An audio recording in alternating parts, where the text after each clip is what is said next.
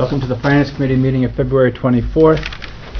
Just wanted to let everybody know that Jeff is being contacted remotely. He's been away several weeks on business and wanted to participate tonight, so Jim is trying to reach out to him to get him online.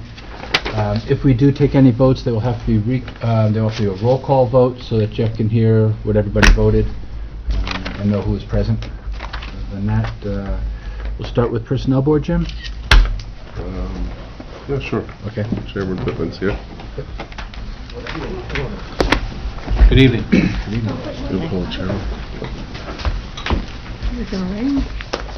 How's everybody? Larry Pittman with Personnel Board, and Julie's with Julie Lowry. We also have John Rockwood. He couldn't be here tonight, and Jane Bergen. She also couldn't be here. Who am I missing? Mike McGrath. I thought he might be here, but couldn't make it. So I'm here to do the bidding, I guess. Article 2, you want anything? There's nothing really to do on Article 2. No. And Article 3, I might let you speak a little bit more to, because various departments, basically the parks and cemeteries and things were kind of reorganized a little bit when there was a change in personnel. We did talk about that actually at the last meeting. We touched upon how Justin Monta had been moved from under highway, broken out onto parks because we created that superintendent position, but we did away with the assistant superintendent position. And then the treasurer, tax collector, again, that's more for separation if down the road. Yeah, which they understand that. And they've already voted on those budgets, yeah. And the nurse, you're okay with public health nurse? Again, we voted on that. Some of these things go back to 19. We voted and dealt with these. It's just coming around now for the spring meeting. Council of Aging assistant director, that made sense because this place is booming from what I understand. Yep. And the rec hourly wages, those were supported to go, I think minimum wage went up from 12 to $12.75 It didn't. at January 1st. We're just trying to keep pace to attract basically rec workers, high schoolers, college kids to work, because it's pretty competitive to get them. So we're just trying to maintain. Article 4. This is the one to salary adjustment for the non-union staff, and that was voted. Here we go. That's Article 3, and still in Article 3. We voted 3-1, 310, to recommend a 2% general increase adjustment, salary adjustment basically for non-union staff, effective July 1st, 2020. And that was a lot of I'll let you speak to if you want. Sure.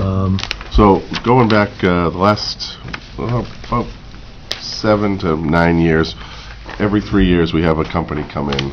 The last 2 times it's been MMA Consulting based in Plymouth. They conduct a study for us to basically tell us where do we stand as far as pay-wise to our non-union staff personnel. What should we do to keep competitive in the market? What are some other factors that we should use in determining our cost of living adjustments each year? They suggested we use the Employment Cost Index, the Consumer Price Index for Boston and the Northeast, the Social Security Administration, Mass Retirees, World at Work. We kind of take an average of all of these groups here, and the average of that group came to 1.9375. And then we also take a look at what do other towns do. You know, there's about 20 or so towns we compare ourselves to. Where do they come in at? They're all around. We also look at the unions too to see where we stand as far as them. So the comparable towns were about 2.11%. The unions, their average over the last 3 years has been about, average for FY20 is 2.16. Schools at exactly 2.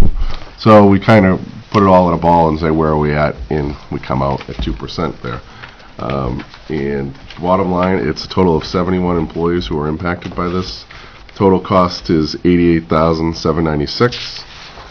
The number of employees who have maxed out are 16. They're at the top step 15.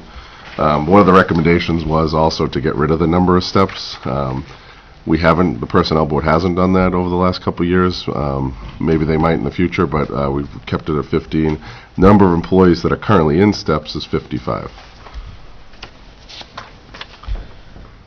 I'll comment briefly. I was the one that voted against it, and I voted against it because I proposed, and it didn't pass, that the folks who are in the steps still get a 1.5%, and the people who are non-steps get the 2. And my rationale is that it's just the step increases are approximately 2 to 3%, approximately. The steps are 2, exactly. So, Yeah. okay, so we're giving people 4 in a sense. And I understand competitive nature and all that, but we're under Proposition 2.5. Just to me is not sustainable. And we keep doing this, and that's kind of where I'm coming from. I thought that was still fair, a 3.5 versus a 4, in a sense. And the people who are not on steps, they would get their 2 cost of living because it keeps pace with inflation. Jim, you talked about uncapping the steps, which means you just keep adding a step every year, or No, doing away well, with steps completely? What I've done, this was before Larry was the chairman, maybe about 3 years ago, I came forward, I think Ian Ragosta was on the board, Joe Maraski, Al was on the board, and I said, listen, the recommendation is to start to eliminate these steps. Why don't we start doing that by chopping off the bottom 3 steps here? We don't generally hire anybody at the bottom step. And then it's going to take a while to get it a little shortened, but it will eventually get there. At the time, the Personnel Board didn't go along with that, and so we haven't really pursued it much since. But they did it for a 2-year cycle. They had the min and a max hiring range, and basically all the pays would be within that range, and then they abandoned that. Yeah, they abandoned that 2 years in, and chime in if you'd like. The reason being, it really created a have and a have-not type of situation there. And when the consultant came in and looked at that, and they said, why would you ever do that? You basically, all the people who were hired before 2017 are on this old step.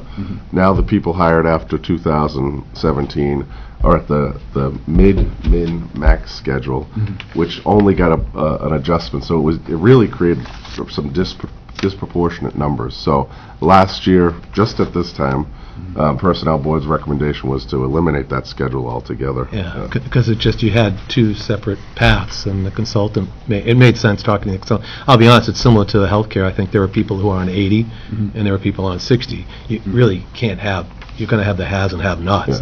Yeah. I'd pick somewhere in the middle, quite honestly. I know that's not good for people at 80, but it's not. It's just that you can't. I think it's not wise to how to run it that way, to keep separate, 2 different disparate groups, and their motives are different. But if you do start dropping off steps at the bottom, do you think you could get to the point where there would basically be, we're just effectively going to convert everybody to, here's the range, and you're going to be in this range at some point, and the cost of living increase will be applied every year to it?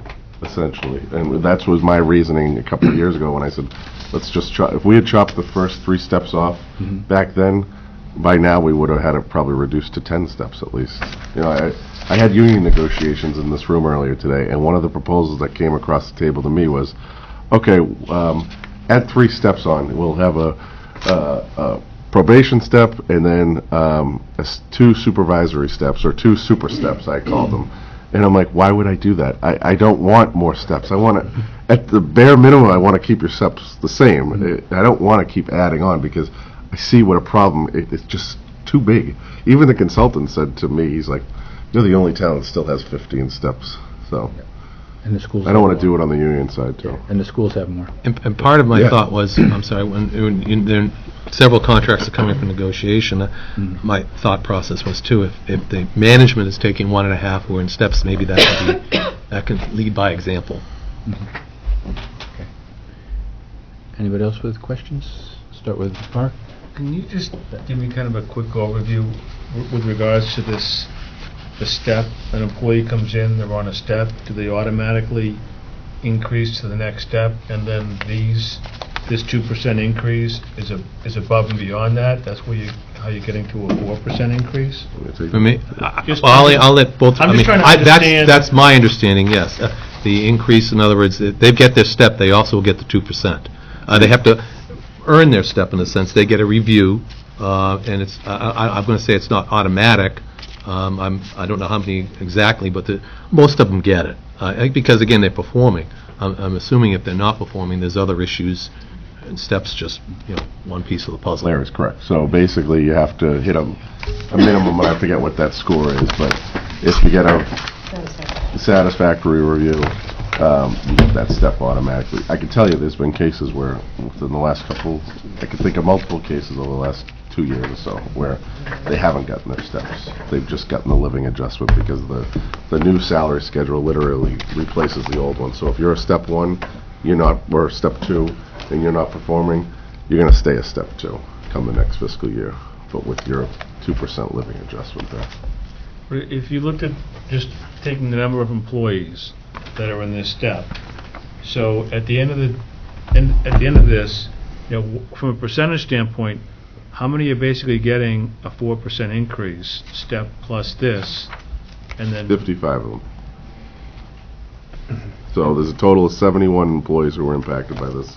16 are maxed out, and 55 are currently in steps. So the 16 in the max step, they would only get the cost of living? Yeah. 2%. Is it pretty much that same way every year, that almost everyone's getting a 4% increase? And the step happens every year. I can tell you that it's changed a bit over the last. We've lost Robin, Maggie, people who have been maxed out, and we've replaced them with people who have come in or are going to be in the steps going forward for the foreseeable future, because we brought their replacements in at a much lower rate of pay.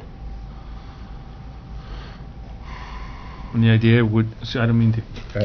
So the idea is basically, for an employee, you're entitled to a cost of living adjustment, and based on your performance, you've earned a step.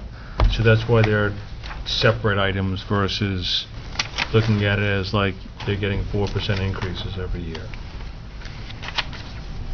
Well, some are getting the 4%. Yeah, the majority, I would think. Right. No, I'm just trying in my head to understand a step increase versus the cost of living. Step is what, increase. is it 12 months or 18 months? No, it's 12 months. It's every 12, okay. And it's usually their date. If I'm hired tomorrow, that's my anniversary date. So that's when they get it. So some of them may get, 1% or something like that in a given year. Just the way their step falls. Okay, thank you. Josette? Just a comment. When Susan and I came on the board, Larry was our chairman. And you Don't hold have- that against me. No, but you haven't changed. You've been saying this for over 10 years. You've been consistent. You've been very consistent with your comments for 10 years. I don't disagree. Okay. Sean and then Kathleen. Are the steps part of a contract? These employees come in and they fall under the personnel bylaws. Kathleen? Through you, Mark, to Larry. So you were the dissenting vote. Can you articulate the argument on the other side? I'll try. They felt it was fair. I wish they were, that's why I Maybe wanted them Julie here. I could- wanted to, Unfortunately, I'll say I missed that meeting, but I would have dissented. That I hate to Monday morning quarterback on a meeting. Well, he's convincing. But I supported Larry, and unfortunately, there was an illness in the family, so I couldn't be there. But that's why I'm here tonight.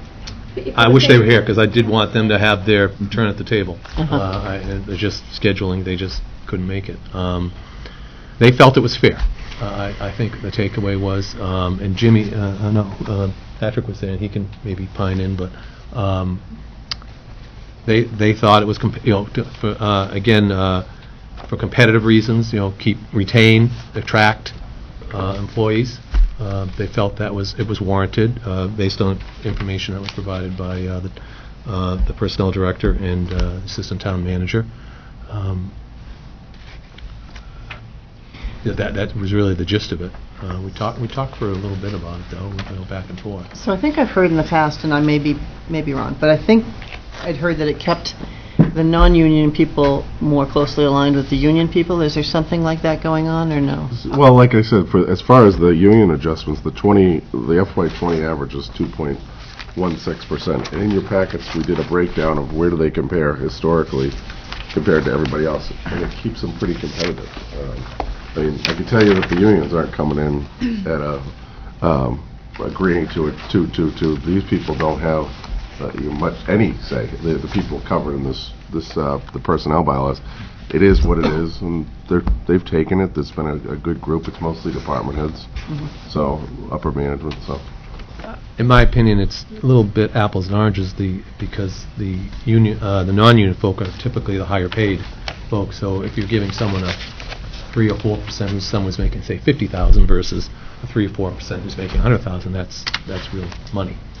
So I think that the non-union, it's different. It's negotiation. This is something management sets for the non-union folks who are managing the town. Thank you.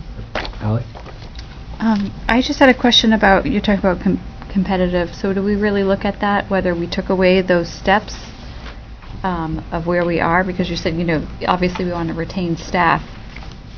so we keep So compared kind of to a the other running towns. list of, of how do we compare? Who's some people we've lost over the last year, 5 years?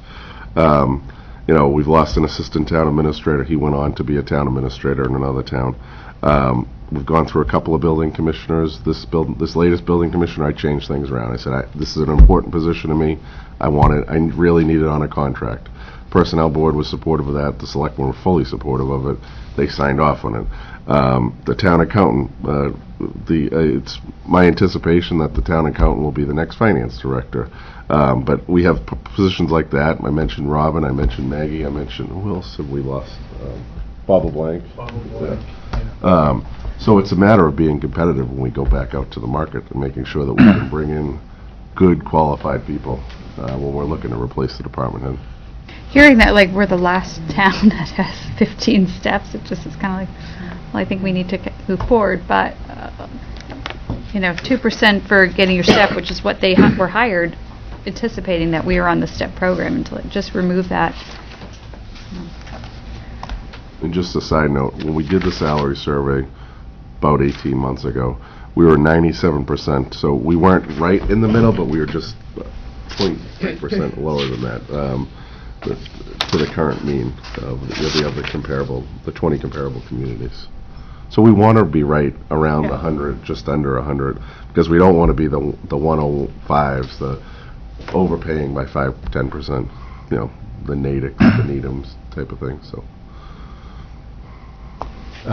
For just general information, has there been any thought, as we go forward with cost of living increases, possibly adjusting downward in either union negotiations or non-union the step increase, so that you don't basically award a person who's got mediocre performance with a cost of living increase of 2%, and then the other ones, they get their 2%, but they're also getting the steps, so they're not drastically outpacing the other person.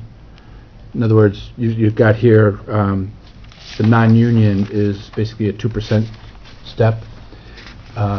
Would there be any consideration in dropping the difference in the step? That's something the personnel board would consider. I'd work with them to. Okay. We can take a look at it. I mean, we're always going to take a look at Yeah. the ranges and such, and Marilyn? salaries.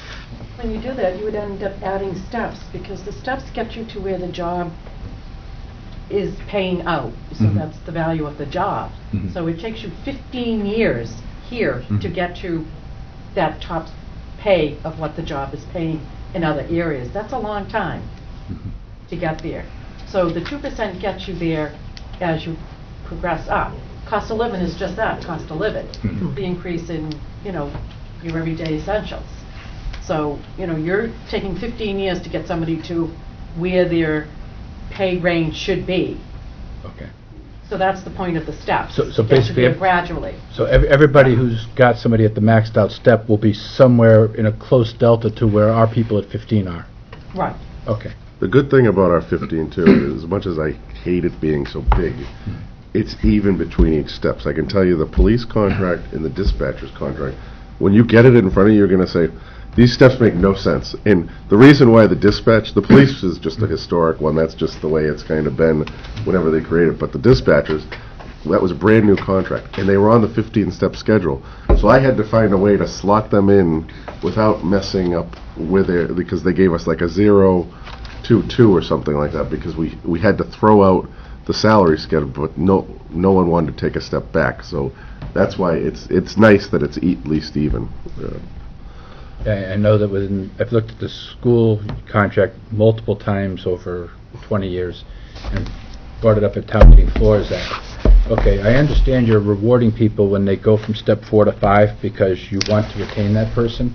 And it's like, well, your effective, back then some of these effective increases were 8.25% going from step 4 to 5.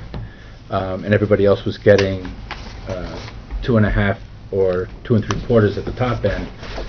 But then again, you also got the big jump from 7 to 8, and then everything basically started leveling off again on their steps. But yeah, it'd be nice to see across all the unions getting a little bit more uniformity in the step process and the increases in those steps. Are those good questions? Easier said than done. I know it's easier said. Sean. How long has this been the practice?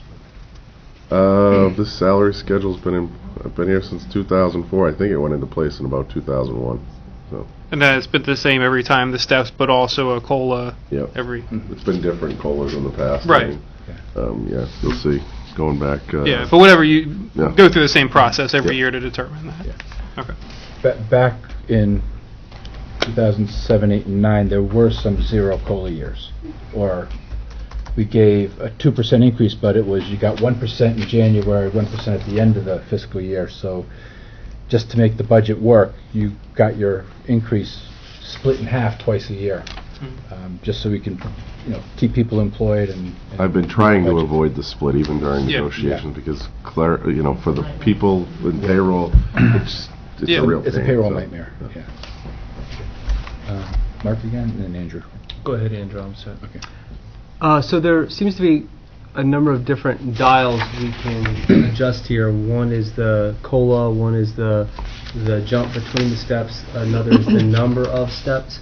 But one that Larry mentioned earlier that I'm curious, maybe not for this article this year, but in the future, is the rate at which people year to year get promoted. Jim, you said anecdotally you can think of a few people recently who did not get their kind of step increase, their step promotion. I don't know what the terminology No, is. it's a step. Yeah. You A get step the increase. Step But increase.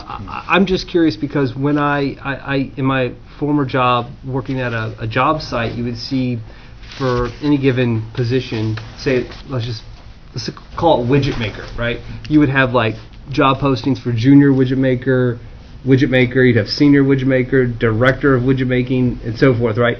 And again, of course there are merit increases in the private sector and all kinds of industries, and there are COLA increases, but the way I see the steps here, the way I'm understanding it, is it's not quite promotions. Like the job title stays the same, and it's more of a just increase on top of the COLA. And so that's getting to Larry's point of, for the people getting 4% increases, even though it's small, is that sustainable? And if it's about merit, then maybe it's changing the number of job titles so that maybe not every year, but every, say, 2 or 3 years, there's a review, and if someone's really performing well, they get a senior, jump in their job title, and it's a true promotion rather than just kind of this automatic ladder of 15 steps. To Marilyn or Jody, who sorry, I couldn't see you, said that earlier about getting 15 years up to that point.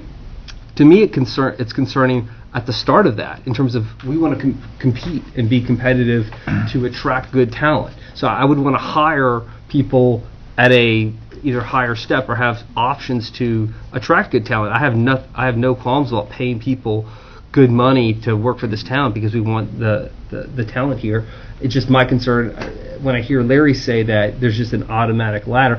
That's my question. So I'm rambling here, but my question is, if the rate of being promoted year to year is 98%, then that's interesting to me versus if it's, say, 75%. I'm just curious what it is. Can I don't think it, again, you can correct, I don't think it's a matter of promoting. It's a matter of, in a sense, these folks are becoming more experienced, more tenured. They're adding, experience, and that's and they're adding value. in Yeah. a sense. They're creating, by being here and being a better employee, in a sense. Sure. They're more experienced. They know more what to do. They maybe do it more efficiently, more effectively. I don't have begrudged them for getting a step increase because they're performing and they're doing a better job. And they're giving a review to rate that, in a sense. Either they earn it or they don't. My qualm is as people mentioned, 4%. I just don't think it's sustainable under the system that we operate under of 2.5. Just doesn't add up. The sense I'm getting from this conversation is the personnel board and you would be amenable to potentially redoing this. And I think we learned some lessons from the mid, min, max. I never liked that system. It was kind of force-fed to us. But I think there's a way to work with eliminating some of the lower end steps. You're right. Very rarely do I bring someone in at a step 1. I can't think of someone off the top of my head right now. It doesn't happen unless I see some real potential there and the person has no experience but they're hungry. So I think eliminating some steps, maybe reworking the schedule a bit, and Larry seems amenable to it. I'd be amenable to it, but I want it consistent across the board. My biggest thing is, and Marilyn always made this point to me, we came in this job, I say department heads or whomever else, making this amount of money. I wouldn't want them to go backwards, but I'd want to correct it and then going forward. So. Susan and Megan? Wasn't Mark ahead of me? No, Mark was all set. Okay. I just wanted to make the distinction between this has got nothing. Promotion is definitely going from one job to a higher job. The steps have nothing to do with a promotion. I believe. That terminology should be understood by this group. The second thing I would like to say is that the idea, whether you like a step system or not, is that, as Marilyn says, people come in and then as they go into the job and get more experience and so forth and so on, they're gradually raised to the top. If you eliminate the cost of living, then for those folks who've gotten to step 15 after all those many years, then they're just stuck and they're never going to get any kind of increase at all. At the end of the day, I spent a number of years on personnel board way back. The key is trying to hit that sweet spot where people are paid appropriately, so you're not losing people. But you don't want to get into a lockstep system where people we're just doing things mindlessly. When I was on the personnel board in the late 1990s, what was happening is we were losing really good people. We were hemorrhaging really good people to other towns that were willing to pay them. And you couldn't blame them. They need to have as good an income as they could have, no matter how happy they may have been or how good a fit they may have been for this town. So, again, I'm not opposed at all to taking a good hard look at it, but I think that's the tension. There's no simple answer to this. It's a matter of finding the sweet spot and not losing good people. And I think Proposition 2.5, well, I don't know what to tell you. Would we not heat the building if the cost of fuel would go over 2.5%? You've got to have good people and you've got to pay your staff if you want to retain them and have good people. So, let's go study it, but let's remember that we don't want to be in that situation that we were in 20 years ago, where we were really scrambling to fill some really important holes. So that was all I wanted to say. Megan? So forgive me for being tardy. My first two questions are just to make sure that I've caught myself up appropriately. First, just to clarify, Jim, is it your position that this cost of living increase is needed? Oh, yes. Okay. Yeah. Okay. And it's budgeted for. It's in the budget, so. Okay. And then, Larry, you had said 4% increases for people. When I look at the difference between the steps, it looks like those are about a 1% increase. Just adding steps Steps are usually 2. But you're adding together what? Cost of The living 2 and and the 2, step. correct. But the step is usually 1%. No, 2%. Usually It's 2%. Okay. 2%. Are people, all right. Yeah, step is 2 and the cost of living is 2, that's where I come up with 4. When I divide the numbers, I get 1%. What am I missing? You got any economists here? Does anyone have a calculator and when I double check my math? What? Line, so they may not. Maybe I checked the wrong couple of, I checked like a few and I kept getting 1%.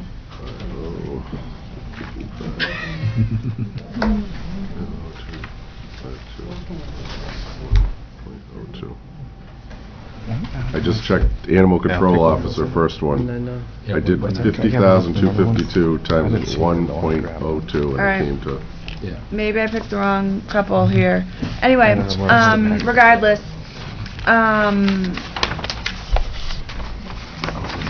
so, okay, that explains that.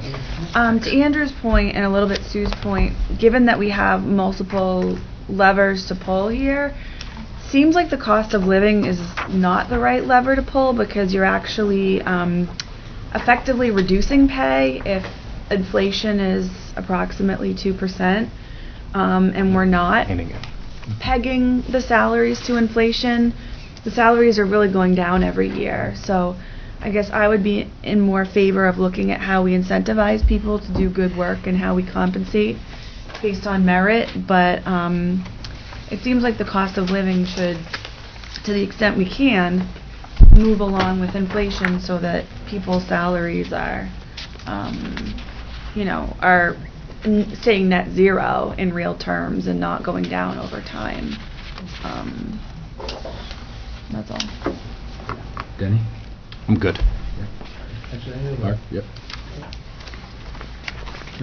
Comparing this to the private sector, so basically what we're saying is if you're a step employee, you're going to get a 4% increase every year.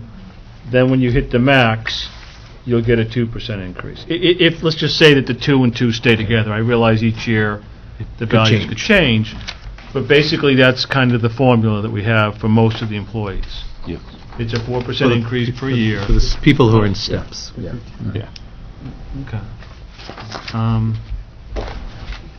Is there would a ceiling? Like say you came in and said 3% is the most that anyone could make. Do ceilings make any sense, or is that just something? I don't know. I'd rather look at what we're talking about is really essentially ripping this apart, tearing it down, and it's not something we could do overnight. It would, Right, if okay. this is the direction, because it went nowhere when I really pushed hard for it when Tom was still here, and it just, if this is what you guys want to do, it would take me probably 6 months to work with the personnel board to draft something to make sure we're competitive. Yeah. A year from now, we could do it if we're sitting here a year from now, very easily. I know we could do it there. Safe to say, Mr. Chairman, You can try. I mean, I don't know if that's the solution, but we could try. Well, I don't know either. I was just. Yep, Denny and then Doug. Did I hear my Yes. I'm all I just wasn't sure. So, the concerns of this group are for the future, not. Are we looking to change this tonight? I'm just trying to understand. I came in a little late. I hope not. apologize. We're not changing this tonight, so it's just giving it advice for the future, which I will say, I'll go back 10 years with Larry, and I've been hearing for 10 years the same conversation. I guess I was gone for 3 in between, but it's the same conversation for 10 years, and nothing changes. So we, Time.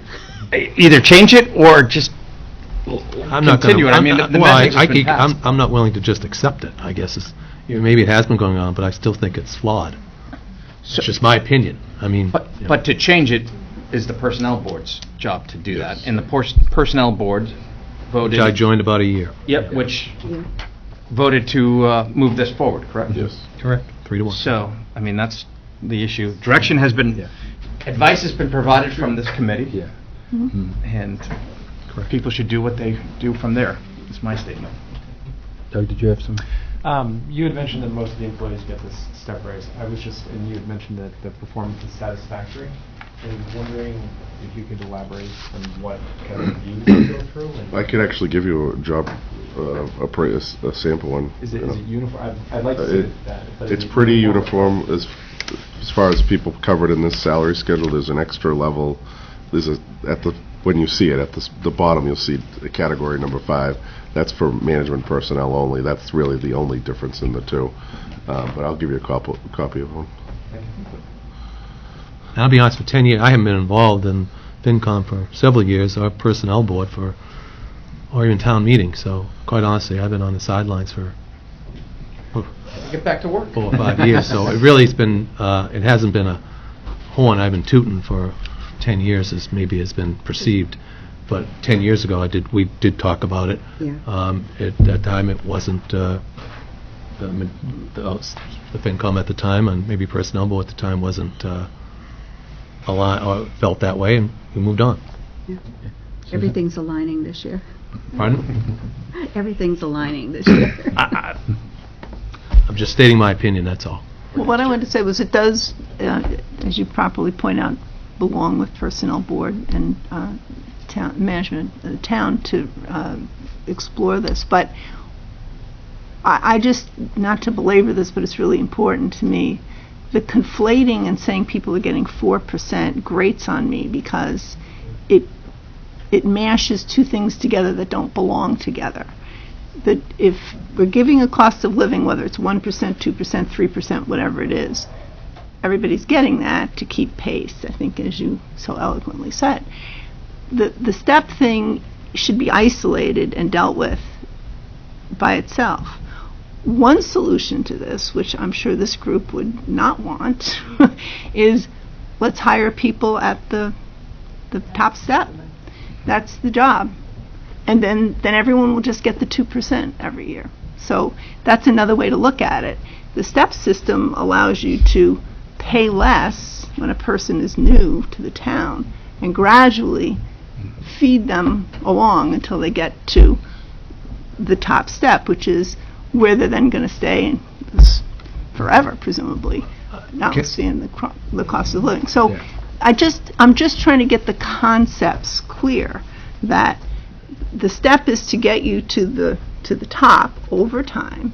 The cost of living is to keep you, current with the movement in the economy, so that if there's no need to have a cost of living, if the economy hasn't grown, there's no inflation, that's going to be zero. I've not seen that here, but that could happen.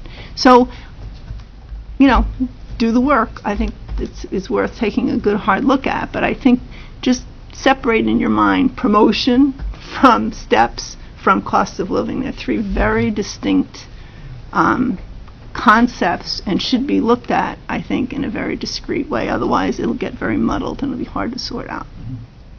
Dr. Mark? I respectively would disagree. I think that an employee comes to Walpole and you look at the total package.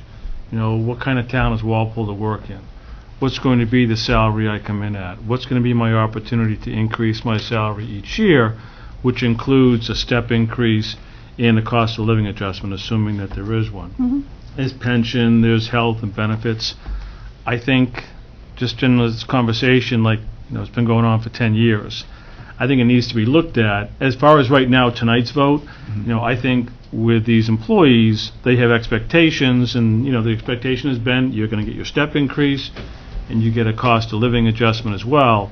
So while I agree 4% each year concerns me with sustainability, that is kind of what we've told them this year that they could expect. And if we're going to change it, we should certainly get their input, and they should have, full knowledge that this may be changing for them in the future so that, they can make their own life decisions as well. So I would support the motion tonight. Any other questions or comments? Mark. Yes. Lisa. Sorry. Just through you to whoever. I did hear what Sue said a little differently, and I would definitely support the emphasis on separating the cost of living from whatever other raise, step, promotion. I would never call it 4%. I would say it's 2%. Well, I would say it's the COLA and then whatever else it is. I would really make sure that's distinct. I think your point should be engraved in stone, the personnel board. Thanks, that's all. Kathleen? Well, Denny's ahead of me. Yeah, go ahead. I'm going to. But to tag on to that, having worked in the private sector for many years, some years I didn't even get a cost of living increase, and I was, might surprise you, a very good employee, but I didn't have this step along the way that said, now you have more experience and you're more valuable to us. So it's I think it might be a municipal thing that people expect this, but it's not. The rest of the world doesn't do this. They get raises. Oh, sometimes you get raises, but you didn't get. But your raise, it wasn't separated. Here's your cost of living and here's your raise. I'm just saying my experience. I didn't get a cost of living increase and then a raise. I would get some number. Sometimes it kept up with the cost of living. Sometimes it didn't. But it wasn't necessarily every year because you're more valuable to us. Yeah. This is what you're going to get. Right. But I did have a career path that said there are promotions in the works. So I don't know if that's how that helps. I'm going to say I'm looking forward to see what the Personnel Board brings forward next year. And with that, I'll say motion for favorable action for Article 2, right? Article 2 is sorry. Article 2 is no action. No action, sorry. Article 3, my bad. Article 3 is favorable action for the professional salary and hourly schedule as presented. Is that your motion? So moved. Okay. I'll second that. Seconded by Megan. And did Jeff finally get in touch with us? Yes, so I was going to call him in for the water and sewer discussion. I asked Patrick to email him. So Article 4 is a no action. Do you want to vote on that too? While we Yeah, have we'll Larry? take 2 and 4 as no actions, but right now we've got, so is Jeff online for voting on this one? No, Okay. no, he's not. Okay. So go ahead and All vote. right. Okay, so all in favor, please say aye. Aye. Opposed? Abstain? Abstain? Abstain or opposed? Opposed. Okay, 2 opposed. So it's... You opposed or abstained? I abstained. You abstained, I'm opposed. 2 opposed. Yes. Oh, we didn't count you. I can't do math. We can't Sean and I are opposed. You're opposed? I'm opposed. John and Mark. Get us doing the cruises next Kathleen year. is abstaining. Mark. One is Kathleen. So it's 11 to one? All set? 10 to 1. Thank you all, appreciate your time. Thanks, Larry. Thank you. Oh, yeah, that's right. This is it. 10 to 1. Yeah, Article 3. 3. Okay. No action on 2 and 4. We haven't voted on it yet. So, Yeah. So yes, Denny. No, we're about to. I'm agreeing with you. motion for no action on Article 2. 2. I'll second that. Wait a minute. Article 2, no action. Motion by Denny, seconded by myself. It's a lot. All in favor of no action on Article 2, please say aye. Aye. Opposed? Abstained? No. Motion for no Hang action? on, getting the vote. 13-0-0. Sorry. Can you hear me okay? And you said,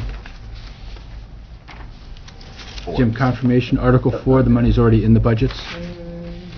I'm sorry, I'm doing 2 things at once. Go ahead, Mark. Come on, Just multi- confirming that the Article 4 is no action because the money's already in the budget? Yes. Okay. So it's So Denny? Jeff, Yes. I just have to... No action on finish Article their 4. vote on the I'll Personnel second Board, it. And they're going to talk about water and sewer now.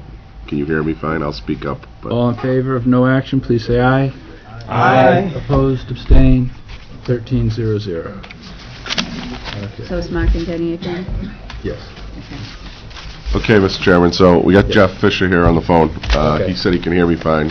Okay. So next item up is sewer and water items. Okay, can the microphones pick up Jeff for recording purposes? Are you okay? Yeah, it should pick it up. Yeah, I got mine right here. You didn't want him to say something? Yeah. Jeff, say something. Jeff, can you say something? We just want- This is Jeff Fisher.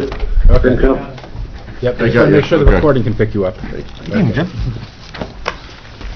Okay, so just a quick introduction and we can hop into it. A couple things for you. So sewer and water has 4 articles for town meeting.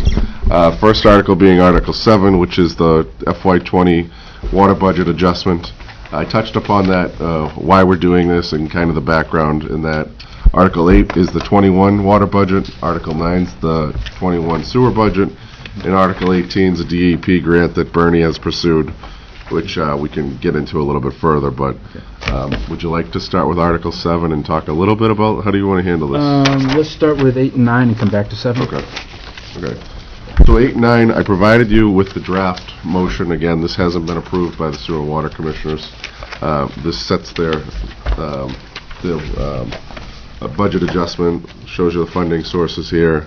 I would note that retained earnings is not listed as a funding source. That could change depending on the commissioners and how they stand as to where everything comes out with the rates and everything, whatever they decide to do on it. So some of the highlights, Bernie, is there anything specific as part of the personnel and expense side you want to highlight before we dig into it? Not really anything that's really stands out, Jim, to be honest with you. It's pretty much straightforward. Okay.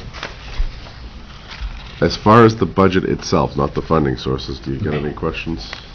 Actually, I did notice that we don't have any new debt items that are coming on from fiscal year 2020. Or actually, sorry, there are a couple. At this time, we're not pursuing any capital. Any new ones, okay. Yes, sir.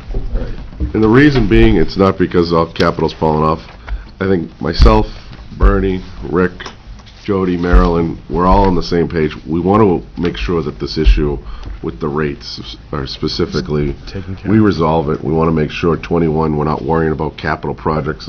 I'm so focused on the budget because for the most part, this budget's been on cruise control for years and years. And then, this year, it's like we caught something, what happened, let's make sure we fix it instead of focusing on some of the capital projects. And this will also allow Bernie and the commissioners and Rick to get caught up on all the capital projects that are in the pipeline. I did notice we got 2.5% increases under the laborers category. I'm assuming that's a contract that's already been resolved? No, it's just as far as a placeholder. Okay. When I don't want to get into it too much, but okay. I want to, when it comes to the DPW article and the clerical article under those two contracts, I'll have a specified amount that I'll identify for you folks that here's what's coming. That's more of just a placeholder. So you don't want to have to come back in the fall and say we have to reappropriate. I want it, and we need to change this altogether, Gotcha. but Okay. I'll identify it when we get those contracts resolved, so Okay. just a placeholder. All right. Other questions on Water Department enterprise budget? Mark? Well, just in general, so we've had the police, fire, DPW in here. Walpole's going under some pretty huge changes with all this new development. Just wondering your overview from a water sewer standpoint. Like, what are your concerns or stuff, or do you think that we have any potential outstanding liabilities with all this growth coming in? I don't foresee any potential liabilities in that respect.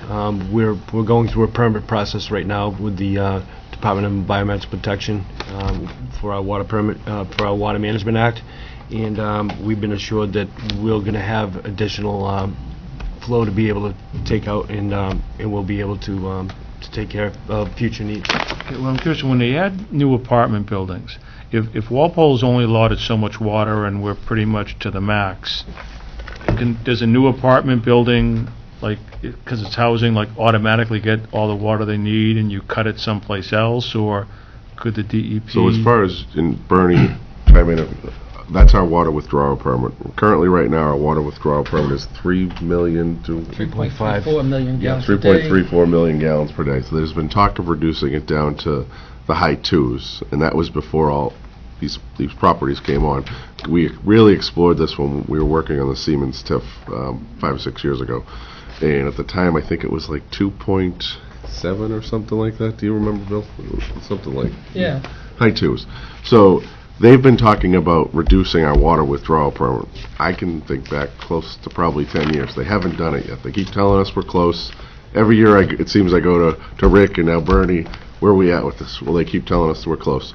But we've also started to line up things with our state legislators, and even we've reached out to the governor's office once or twice through DHCD and said, this could be a problem for us with all of this development. We want to make sure you're aware of it, which they are aware of it. The commissioners had, was Senator Fenian, right, recently? We did. Talk to him about their concern, because if you drop it to the 2.7, whatever they say, where it could potentially go down, that's going to make things pretty tight for us. But under the 3.3, 3.34, we're fine as far as capacity. Okay. There's been talk also about exploring, it's Minebrook well number 4 off of Drury Lane. That's, last time we got an estimate on that, I came across it this weekend cleaning out my car. It was about two years ago. It was like $2.8 million to expand that well, to ensure that's something I think the commissioners have kicked around. They haven't really pursued in a couple of years, but Not at this point, we haven't. Yeah. I mean, it has been pump tested. It's actually been in the ground since late 1960s, so we know that it's good water. Right. It's just a question of, It will be a viable do you need resource. to add it? The other possibility is tapping into the MWA. That's much more expensive in terms of what they charge for. and that's something that I really started to think about after we came before your committee. I think it was 2 years ago now, about the MWRA discussion. And I said to a couple of the commissioners and Rick, I said, what other options are out there? And I was really intrigued by developing Minebrook number 4, just because it's here. Some of the infrastructure is currently there. It's buried in the woods. It would take us, it takes some work to get to it, but it's definitely a lot less expensive than hooking up to the MWRA. And it's very viable. And it's, last time it was tested, it's pretty deep down there. Yes. With bringing that on, are you still under the restriction of the DEP? You'd be under the restriction of the DEP. Right, so if we hooked up to the Walpole can't MW. independently withdraw water and not have to worry about what the DEP says? You'd have to get permission from them to install the well. And they might say, well, you could do it today. But here is your limit, and it's a daily average. Right. And as I've told this committee before, from January to April, we're at this level, then we go up for 3-4 months, and then we we're go back back down. And it's the average, which is in the middle there. So where I would see that Minebrook 4 would be of use is at those Peak. the summer months where you go over the 3.3. In the the winter months, you're down at the 2.2. You get plenty of water. In terms of these apartments, one of the things to consider in terms of the budget, you don't need another treatment plant operator. What I look at it is the chemicals and the electricity is sort of goes with how much water you pump. That's about a half of the expense budget. The more you pump, the more your costs elevate. Right. Gotcha. But personnel. Personnel is the same personnel. In other words, we won't have to hire five more people to take care of Walpole's needs right here in the future. Fine, thank you.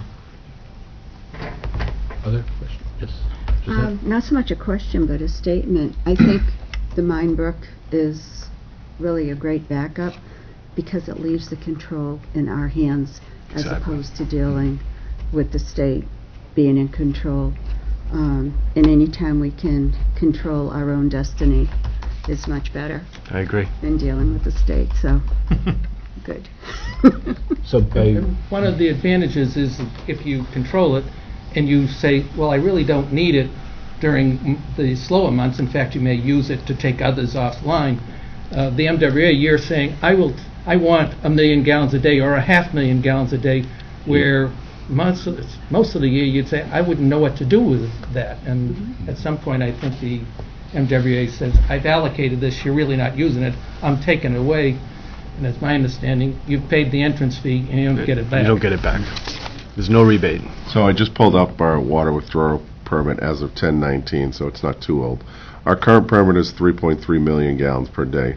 The proposed baseline withdrawal permit could be 3-year average daily demand is 2.4 million gallons per day.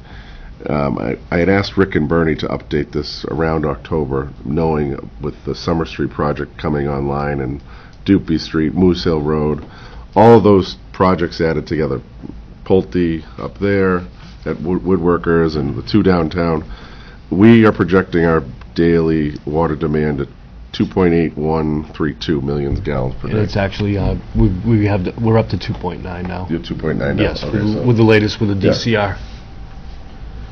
So we're still well below the 3.34 million gallons per day. I'm sorry, I don't mean to, just so I understand, So the DEP says, Walpole, you can use 3.3 per day. Walpole has a pumping system, let's say, in place. Maybe, let's say you're not at the 3.3. So you could bring this other well you're talking about online to get you to the 3.3. But this other well that you talk about bringing online, you in any event, you can't go over the 3.3. Yeah. Again, remember, that's an average. So Right, no, during no, the summer, we right, go no, up I to 3.8, understand. sometimes. No, I'm just trying to get in my head. Yeah. It doesn't give us Clear more on- water. Right. Right. Yeah. Okay, I'm with you, thanks. The ability to pump the water will, that's what the Minebrook will take care of. And during the peak months, that well would help preserve the tanks from running dry at any point in time, because you'd have the extra well feeding the system, so the storage tanks aren't going like this every day. Right. They come down a little bit and then spike back up, as opposed to drain it, fill it back up, drain it. Okay. Yes, Kathleen? Through you to whomever it's appropriate. Last time we got together to talk about water, we were talking about the Darwin Lane situation. I don't know whether Jim wants to give an update, if there's anything to say, if we have any concerns. Refresh my memory about Darwin Lane. Darwin Lane. 40B development behind. That was a property Moving that lots. was, Darwin Lane, they that they asked. the parcel between the end of that and Washington 5. This was, That was there's nothing, Yeah, that didn't. Voted down. Yeah. We didn't support that. Right, and so. Oh, is you're it- talking about Hasselberg. the Yeah, I offer. was thinking Yeah. something like South Walpole. Yeah, Oh, they haven't moved forward. That hasn't been. Nothing's nothing's happened. come- No, On their end either, as far as. Okay. not that we're aware of. Okay, and then my, We would have heard from Mass Housing if something would have been filed, so, not yet. my other question, unless somebody's waiting. Okay. Is it appropriate to talk about water billing issues at this point? Do you want to cover that now or under 7? Bring it up, I mean. Okay, sure. Chairman here. So right after people talk about all the building downtown and how the traffic's going to be crazy, the next thing that I see all the time on social media is, I just got my 17th bill this month for water. Now, you know that's not true, but people are Constant. on fire about their water bills. Where do we stand in terms of being on a very regular schedule and people knowing what they're being billed for? We have gone from a bi-monthly water billing to a quarterly water billing system. And right now, we're actually, for the most part, caught up in that system as well. Okay. So people should be expecting every 3 months that they get a bill for the Every quarter. prior 3 months? Yes. so part of the thing that I've heard from people is, hey, my thing went up. Well, yeah, but the period was, it's harder to look at it and say, yeah, but you had 50% more time period in it. And of course, your water bill, if you use the same amount of water, went up 50% also. And I think people are still getting used to the blocks of, Right. is that what it's called? Block billing. Block Yeah, billing? the inclining blocks, right. Right, so I think there's a lot happening at the same time. Although most people end up in the first block. Maybe not the ones. With non-essential Not water that use. they don't complain. They're actually paying less than they had in the past. So, I'm sorry, I said to you, Bernie, sorry. So they'll get billed that every 3 That's every 3 frequent, months yes. for the 3 months that preceded it, and you said no. No, it's allowed. Okay. So, Well, you know what it is? We have a billing period that starts on day 1, 90 days later, we said how much water was used in that period. It takes roughly a month of internal processing. It takes a week when they send it to you, where they send the bill out, and then the customer has 30 days from the bill date. So you're that's looking sort at- of the process. So it's about 2 months. You're 5 to 6 weeks from the Yeah. cutoff date to As when a you actually lag. see your bill. And what I've been following is the length of time between when the end of date and how long before the bill actually goes. It's taken us about I don't think 30 it's been days that. to It's been process months. in the water department before We are it catching up. then goes out to the collector's office. They print the bills and off they go. Okay. So it's been fairly consistent once we went to the 90 days. Yes. We just could not do that work in 60 days, and the periods got longer and longer. It just built up, and that's the reason we had to change. And that's it worked out okay. Where do we stand on getting the automated readers replaced that are hitting their expiration date. Mine's one of them. I got a phone call saying, "What's your meter reading?" And I said, "Oh, you had negative water this month." It's like, okay. We've been having a little bit of difficulty with the supplier for those outside readers. Okay. Unfortunately, one company bought out another. When the original company had ownership, things ran really smoothly. Since the larger company, parent company, has bought the company that we use and we have to use, it's been very logistically challenging to get shipments and so on and so forth. So there is a backlog. It's not indicative of staff. It's not indicative of us. It's actually the people that actually make the product that have not been able to deliver in a good amount of time. I had heard an update about the company had been reorganized, and so I was just trying to get a handle on where we stood. 'Cause I know we had appropriated money. Just had a sales representative in my office, and that is the largest thing on to get that taken care of, and we're supposed to be moving forward in a positive direction with that. Alrighty. Bernie was kind to him. I basically told him how I felt, and I think he got the message loud and clear. Good cop, bad cop. Okay. Good, bad, yeah, good cop, bad Rick's cop. good at being a bad guy. Okay with that. It was just, in looking at this, there seemed to be some fluctuations between the FY19 expended and the FY20 budget. I was just wondering what happened during that year. It seemed like there was more movement than what's normal. You know, the electricity went up by 60 grand, the heat went up by 30 grand. I would have to say that expended and budgeted are both. What we had to pay for electricity Anything and that happened that year?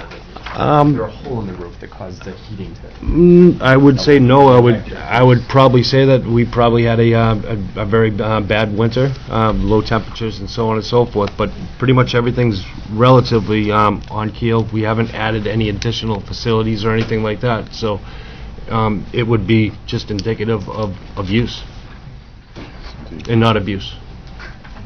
The thing with utilities is we need a budget based on what we think we're going to pump, and then we have variables with weather, inclining block rates, and we actually pump less, even though we budgeted for, say, $500,000 in electricity, we may have only used 420 because we pumped less water. 77% of this total operating budget for water is associated with pumping. So there'd be chemicals, electricity, and professional well cleaning services. That's the lion's share of this particular budget. It just seemed like a lot of things were moving, and they were moving by big margins. I just wasn't sure if it was. There were some adjustments made to some of the lines to better reflect the needs in other lines. So that may be some of the reductions and increases that you see. Yeah, the budget year we're currently in, almost across the board in all departments, heat and electric went up. And I think the heat was, we weren't sure where heating fuel prices were going. So they were, saying worst case scenario, we might be, $4 a gallon, and we're actually getting it at $2.79 a gallon now for some heating. So you never know where the heating market's going to go. So they're basically playing safe on the heating side at least. Try to be as conservative as possible, but we still have to predict what we feel that we're going to use. Thank you. Other questions on Article 8?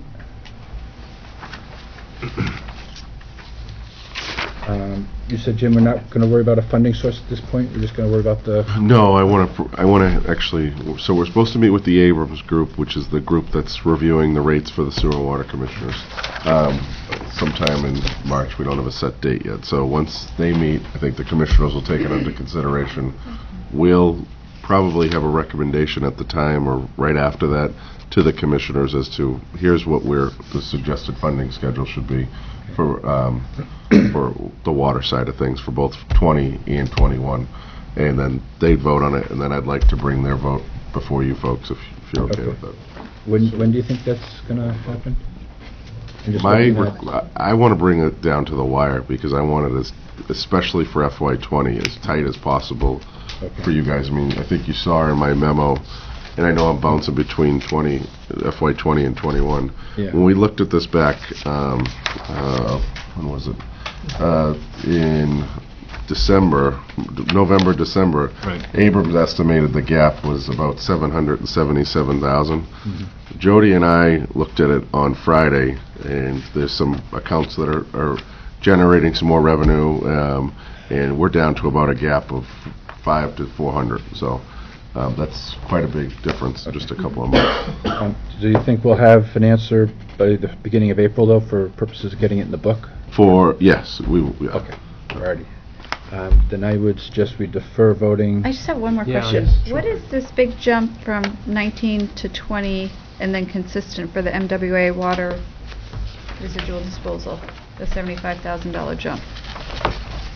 That is residual disposals for both treatment facilities that we have. And I'm just so that's- noticing in it's FY actually- 19 we had 20,500 and then our current year we're at 95,000 and that stays. Right, that's Article 9, correct? Sewer budget? Yes, I'm looking at the sewer budget. That's as a result of an administrative consent order from the EPA for the discharge of the wastewater residuals, backwash residuals at the Lewis Water Treatment Plant. You're currently exploring options to resolve that. That 95.5 that you see in there would allow us This to year pump those and next year. residuals to the Into the sewer. MWRA sewer system, as opposed to discharging them Into the environment. overland into a stream. And this I don't year's remember up to discussing that 95. last year, Okay. and that big increase. This is the second year of the increase. Yeah, that's what I was Yeah. thinking it was on last year. It is. So the water that goes in gets treated and what you take out, and manganese and whatever, We have to gotta do dispose of something it. with it, and that's the residual. And the state upped the charge, right? Yeah, well, the MWRA assessment has been increased as well. This is just to balance the account. The control that Josette spoke of, that you have, having your own water system, you can see in that MWRA assessment, that's something you have no control over. Yeah. So this disposal is not in our control. All right. So I'm going to recommend that we defer voting until the funding sources are ironed out. We'll try to get them back on the agenda before the beginning of April. Do our votes with the funding sources. Is that for 8, 9, or for? Right now, we're just on 9. Did you have more you wanted to go over on 9? 'Cause we really No, I think for the most part, 9's pretty straightforward too. Nine's But solid. again, the commissioners haven't voted on it. I'd rather come forward with the vote of the commissioners for both of these articles.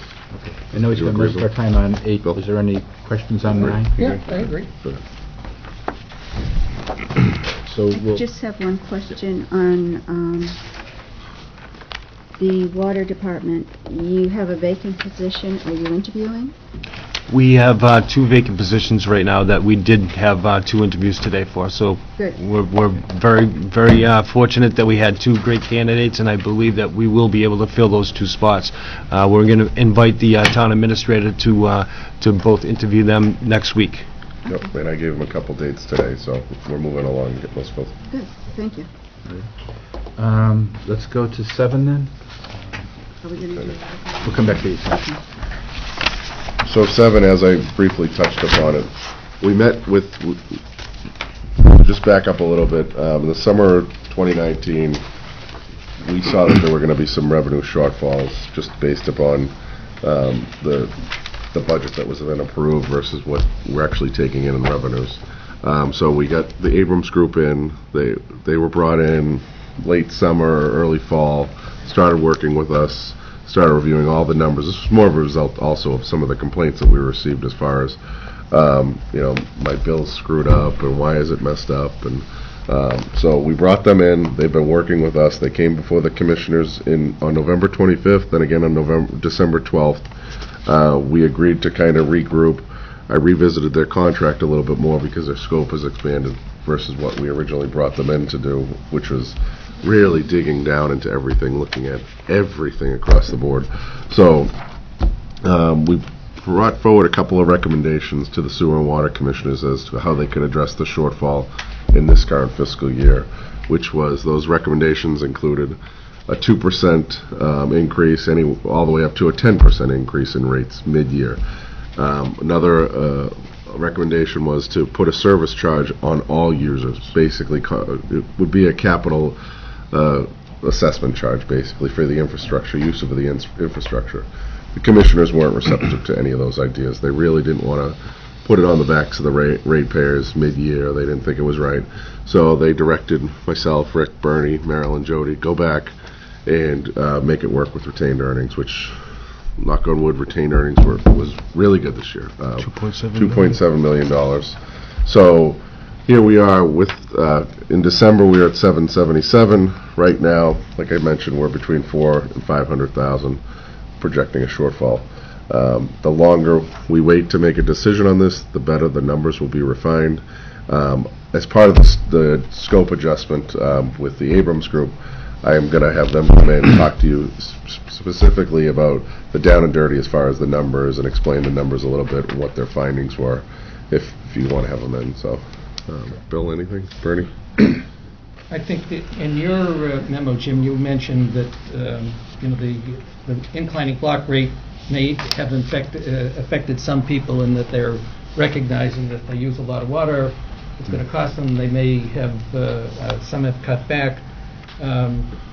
The miscellaneous revenues, the number of entrances, we have a lot of buildings, that's been hiding a problem with the rates that Marilyn, you told us that FY 17 and 18, the rates were not meeting what expectations they was targeted for, and it's just fortunate from the standpoint that we were meeting the overall budget. So that's one of the things. The other thing is the amount of water we've been pumping. If you look at the calendar year of 2019, month after month we've been pumping 10% on average less than if you looked at the 3-year average before. And obviously if we don't pump it, we don't sell it. So there's a number of things that we want to get straightened out, that particularly if you've gone now to FY 17, 18, 19, and it appears 20, not setting the rates high up enough to cover what the, and depending on, entrance fees and other things to bail you out. That's not what we want to do. So, I mean, to the commissioner's credit, their objective was to keep the rates low as possible, to not impact the ratepayers as much. But it's caught up with us, and it's come. Now we got to pay the piper. So, but one of the things with the inclining block rates is the essential water is actually, and we can keep it below what it is on the where we used to be, and FY 17 and 18 where we weren't meeting the target, we had a flat rate. So it's not flat rate versus inclining. It's just you've got to predict how much water you are using, and if you or you estimate more that you're going to sell more, you're going to come up short. The other thing that, and I've been spending a lot of time looking at the details of how this works. When you set the rate, it looks like, we're going to be charging that amount for the water that we pump in FY whatever that year. The problem is that the bills even take 3 months. It isn't until November that you've basically gotten out of using the rates from the prior year, and you're starting to use the rates, because if you get a bill in July, it's not for July water, it's for May and June and July, and they're rated at the old rate. So there's a lot of, once you start getting into it, you say, I can see why we've had a problem, and then just trying to predict the weather as to how much water on top of that, or the number of new entrances is another thing. But I'm convinced that that we're going to be able to, and we're probably going to have to increase the rates significantly once to take care of the fact that that we haven't been meeting that target year after year. We can't depend on entrance fees. Building towers all over the apartment towers. Absolutely. Denny? Just confirm what I heard. You said you wanted to delay this until the furthest point so we know what Yeah. the exact amount needed? So I can have a better guesstimate of the number. We've been tracking monthly the revenue and comparing it on a target. And at December, if you looked at it, you said, we're right on target. Right. The problem is that December. as the usage goes, it goes up and goes down. Yeah. And when the December actually was a very good month.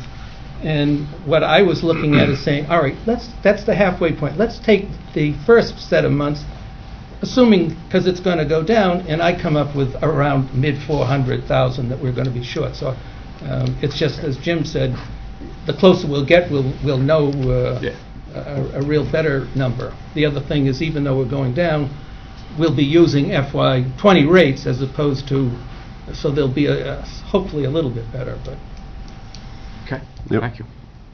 Andrew? Is it fair to say that you're the victim of your own success in some sense with the inclining block rates, nudging people to use less water, and therefore you're selling less water and you have a shortfall in your budget? I think that's part of it, but you'd have to really look at the monthly consumption reports to see. I mean, certainly the whole reason you do it is to give an incentive to Right.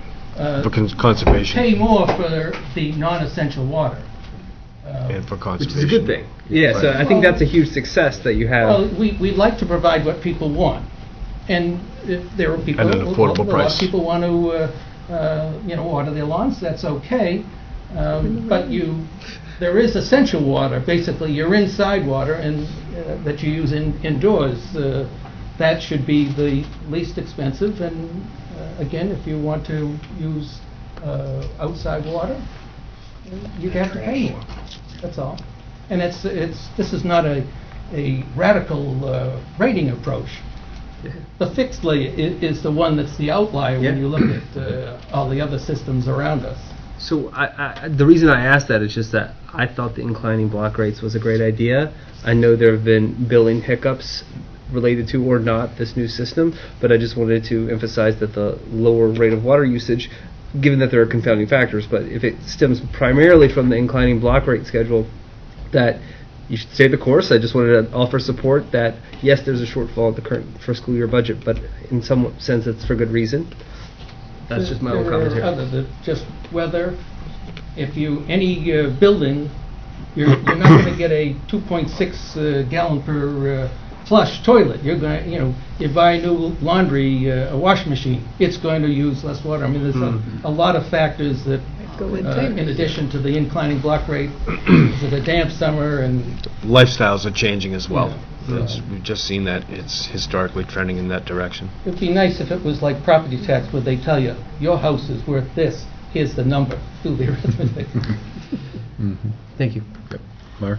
So, I mean, fundamentally, you're going to use part of your retained earnings to cover your operating costs. Right. Yes. And I think just from the commission standpoint, I know I felt uncomfortable when you say, well, it could be 2, it could be 10%. It was, I didn't feel real certain that was going to, either of those numbers necessarily was going to get us there. That the safer one was, let's get as close to the end of the fiscal year, we'll know what it is, we have more than adequate retained earnings, and at the same time look to make sure going forward That we move that up we're this hitting our problem. targets or So getting basically, much closer. my question is, with the amount of retained earnings you have, you're not robbing Peter to pay Paul. You don't have an immediate use for these funds.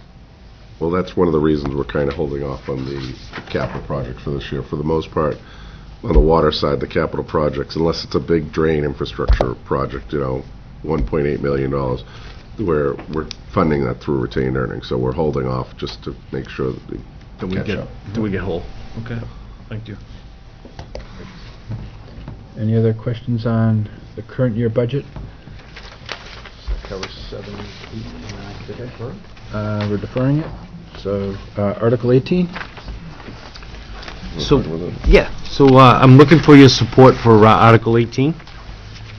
Just going to read pretty much it's boilerplate on what Article 18 is standing for.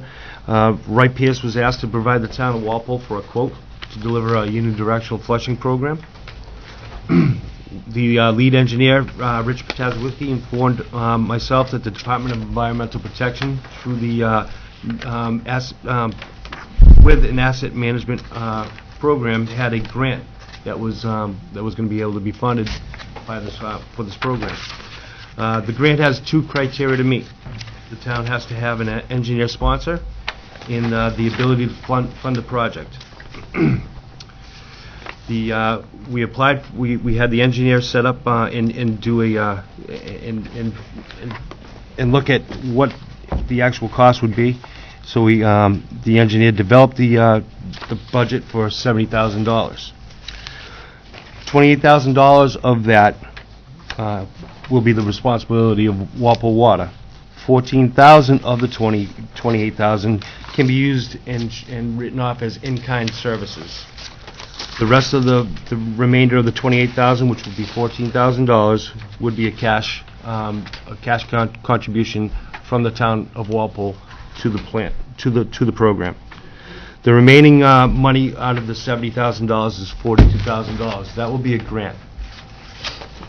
That will be used by Wright Pierce to update our distribution system infrastructure map with all the gate valves and the hydrants. We have roughly 1,400 hydrants and 1,540 gate valves, and we also have 160 miles of pipe.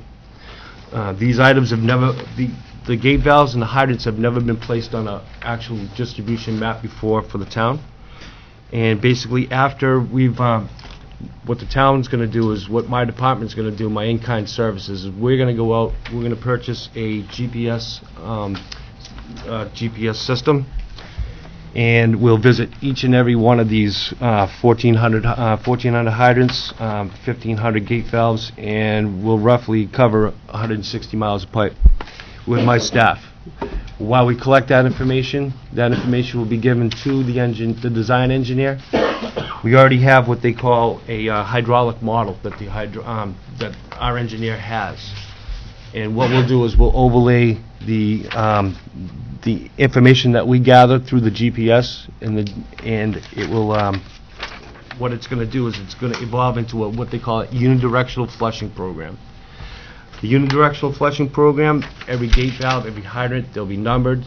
They'll be worked through the actual hydraulic model, and it will give us a roadmap on how to clean our asset, which is our distribution system. So basically, it's a win-win situation for the town. The only thing is that the Clean Water Trust, the DEP, they need to have confirmation that the townspeople were in favor of this grant. That's why I'm asking for the $70,000 for your support, and asking for $70,000 be taken from retained earnings for this program. And as I said, of which $42,000 will be free cash money from this grant. $28,000 will be responsible for the town, and it will pay for this program that I'm asking for. The commission voted 5-0 in favor of this.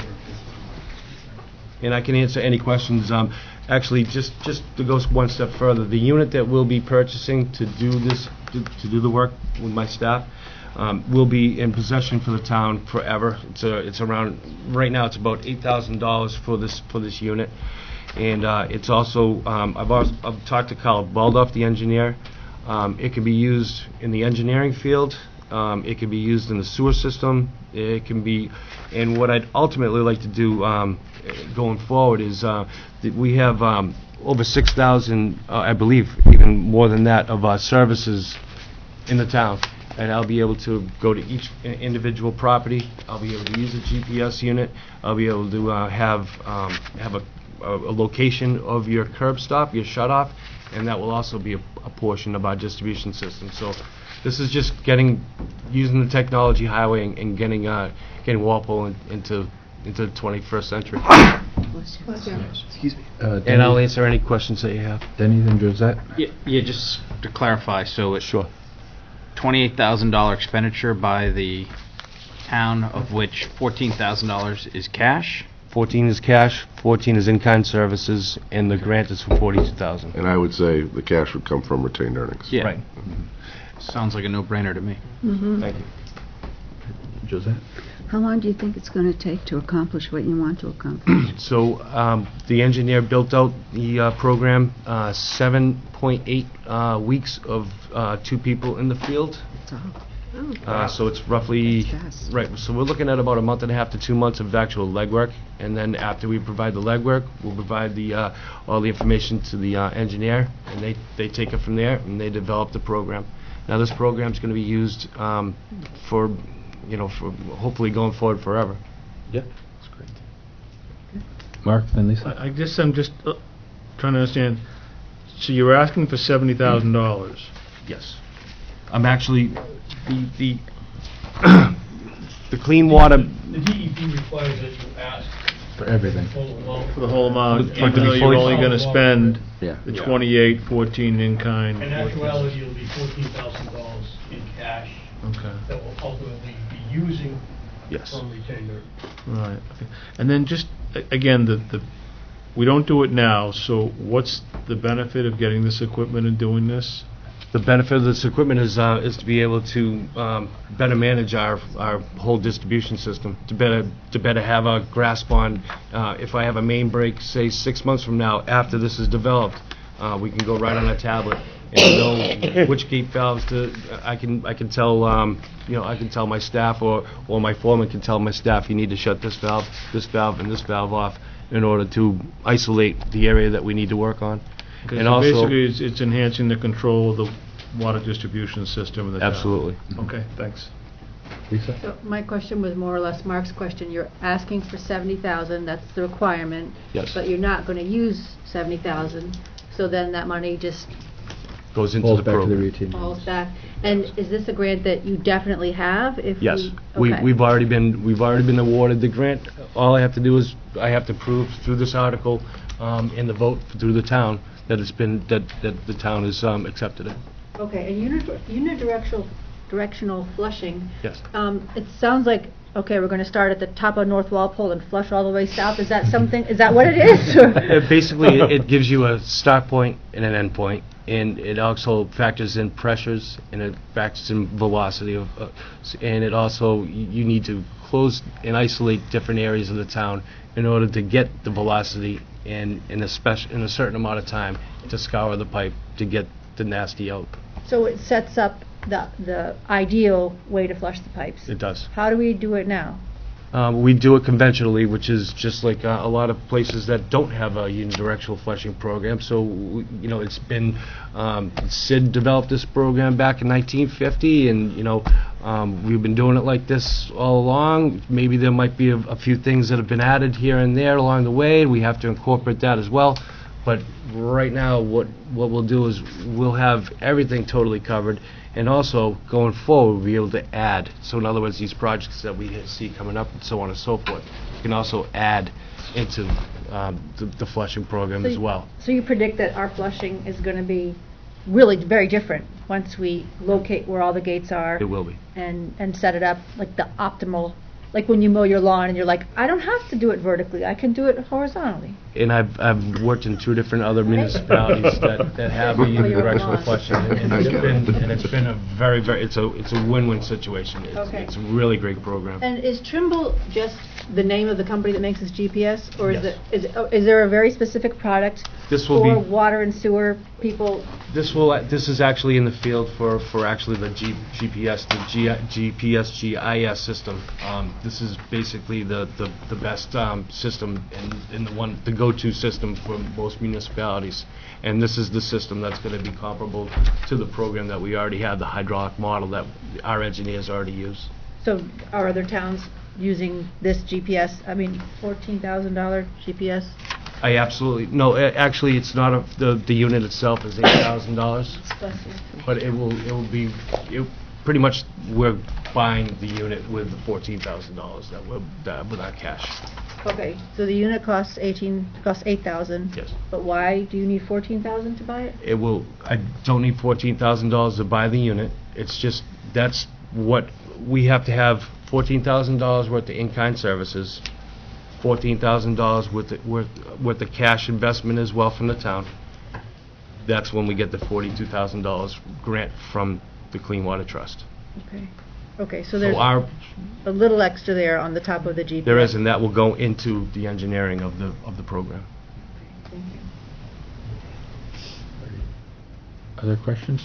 So Jim, just on the motion itself, we're moving for favorable action on $70,000 from retained earnings and authorizing the sewer and water commissioners to seek out any grants necessary to Yeah, complete the and project. the motion I put together today was really just a quickie draft one that's in front of you. I'd have council review it too, and I'd actually make sure that Bernie sends it over to his contact at the Clean Water Trust there to make sure they're comfortable with the way it's written. And unfortunately, I try to do this for you. Unfortunately, the DEP and the Clean Water, the Clean Water Trust, they do not write language any longer. We're 1 year short of language, so I apologize for that, because that was the first thing that I really wanted to have, so it would be cut and dry and really more explicit. However, I'm sorry I don't have that piece with you. But we'll run it by them. Yeah, we'll let town council, we'll let town council go through it. You could say, in fact, before we go through all your votes, I'll make sure I have the proper wording, but sensing it's going to be a favorable action, so. Okay. Last fall, we did phase 10 and 11 of the state grant and loan program. Is that likely to come forward in the fall for the next phase, or are we every other year on that cycle? The MWA Yeah. Cyanide Recovery Yeah. Grant Loan Program. Yeah. We're about 2 years, I would say. Every 2 years? Okay. All right. Just curious. Thanks. All right. Thank you very much. Thank you, thanks. Jim, did you want to just give an update on the Thank you. warrant, or is it pretty much what we've seen before? The warrant or the schedule? No, the warrant, is this was what the Board of Selectmen just finalized, right? Yeah, it's stayed It the hasn't same. changed. Okay. As far as the schedule, I did reach out to a couple of the citizen petition sponsors. Okay. Haven't heard back from them, but I was able to lock down was it 20 and 21? 21, Ben 21. Barrett and Ashley could come to the date we agreed on in mid-March. March 19th? 19th. Yeah. Okay. So it's March 4th, that's at the center for, Oh, yeah, there's a presentation on March 4th at Senior Center? Oh, that's March 4th in the Senior Center is the opening hearing for the Summer Street project. Oh, okay. Okay. All right. Getting our dates confused. Okay. So if you'd like, I'll send it up, an updated schedule at the end of this week or whatever. Yeah. And no meeting on Thursday night right now. Right, so our next tentatively scheduled meeting is Thursday, March 5th with the school department. Okay. We do have 2 sets of minutes. Thank you, Jim. We have February 10th and February 13th. We'll start with the 10th. I think they took that off.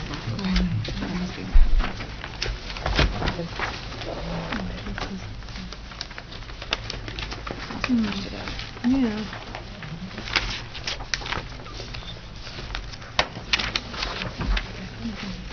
Are you doing welcome meeting corporation? They're not that They're not.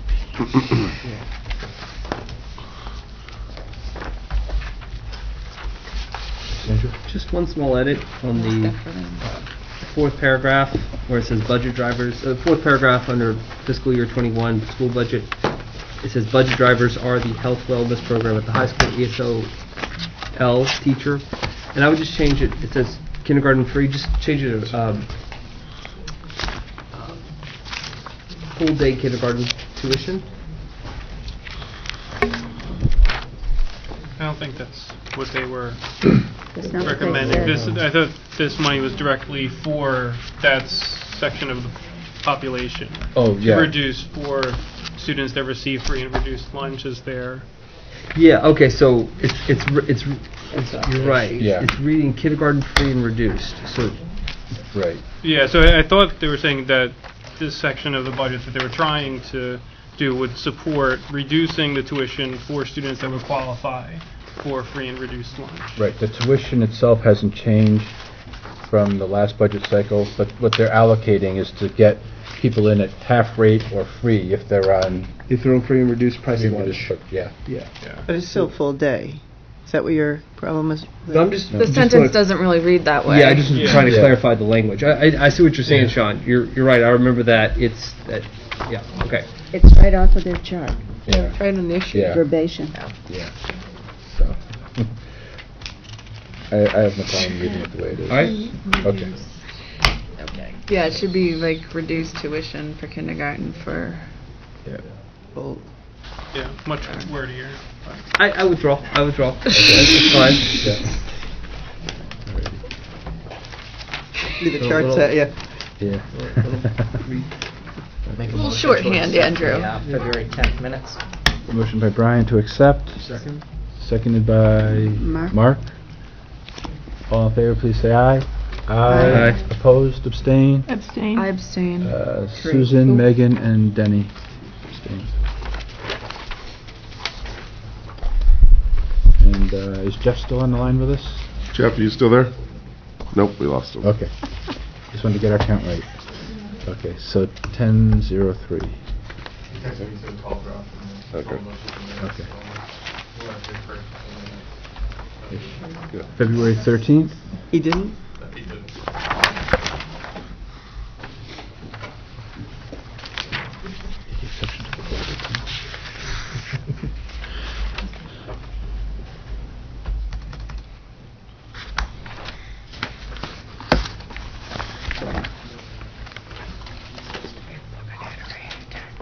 Mm-hmm.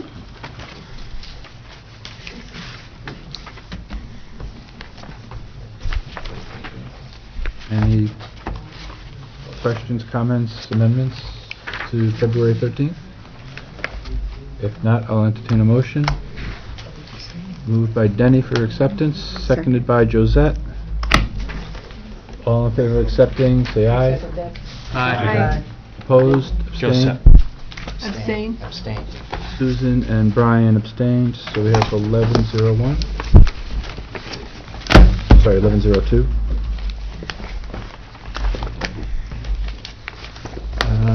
There being nothing else before us tonight, we will see everybody on the 5th.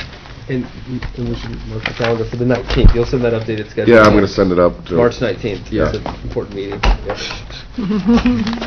Okay. Hadn't heard, Andrew. Thank you very much. Yeah. So do we need the motion to adjourn? Oh, sorry. Oh, yeah. Thank you very much. Kathy moves to adjourn, seconded by Denny. All in favor of adjourning, say aye. Aye. Opposed, abstained, 13:03. Thank you, Kathy.